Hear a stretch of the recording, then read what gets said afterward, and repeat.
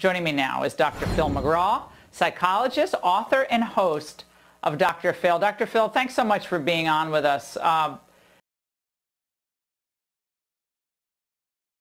think this isn't part of the calculation of the bending the curve and all of those graphs that we see, and they're very interesting. I'm not saying they're not important, but those comments aren't taken into consideration when we look at those graphs.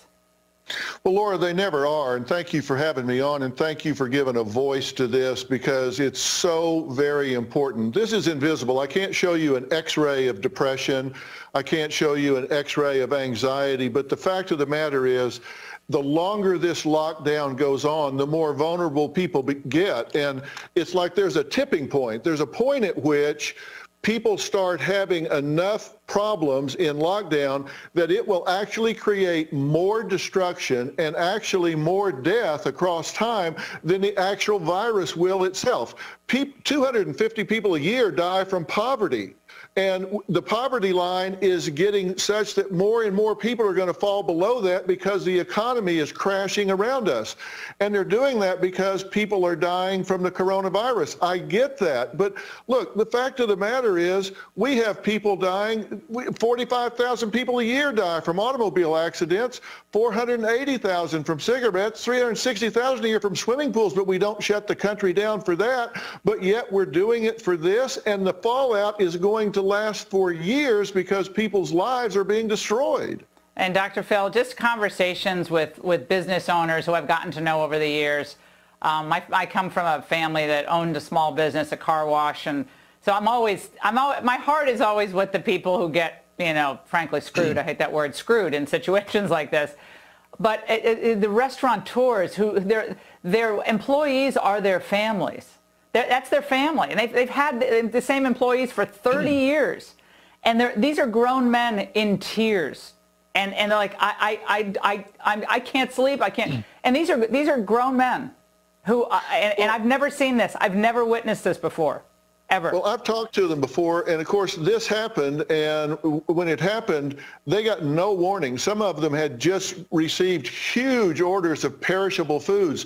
They didn't even have time to give it away, and they have these people that have worked for them for 20 or 30 years, and they can't afford to keep them on, and they can't do takeout at a lot of these restaurants. They're not geared for that, and so people are just at home, and of course, it's a perfect storm, Laura, because here you've got people that are in isolation, that creates problems. Loneliness actually creates problems. People that suffer from loneliness, they become 29% more likely to have coronary artery disease, 32% more likely to have strokes or die, 40% more likely to have dementia if they're in that age group. So it's not just that it's psychological, their bodies actually start breaking down. So we think we're protecting people's lives by keeping them locked up. You keep them locked up long enough, there's a paradoxical effect. You actually destroy more lives than you do by letting them go out and protect themselves and opt into their lives to fight for what they believe in.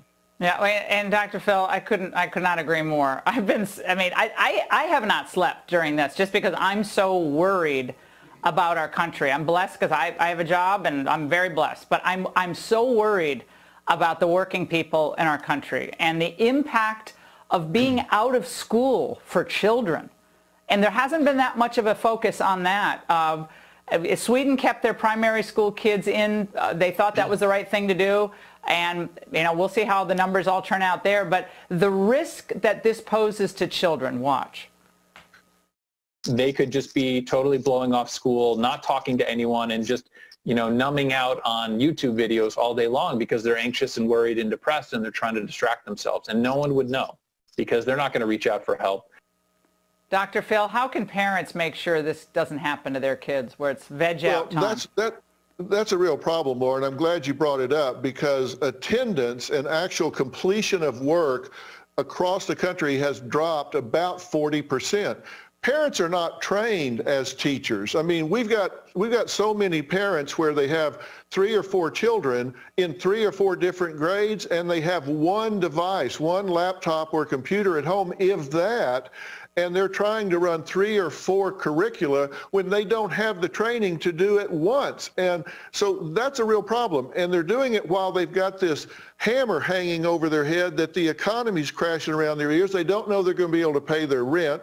There were 10,000 people that showed up in San Antonio over the weekend for the food bank. People that used to be volunteering at the food bank are now in line getting food at the food bank. No. 10,000 people. And these are people that don't want to be there. They don't need to be there. No. Now, we have so many questions. Our viewers, Dr. Phil, have been sending in questions all day long. All right, Dr. Phil, we asked our viewers what they really wanted to know during the coronavirus lockdown. A lot of mental health issues, a lot of concerns.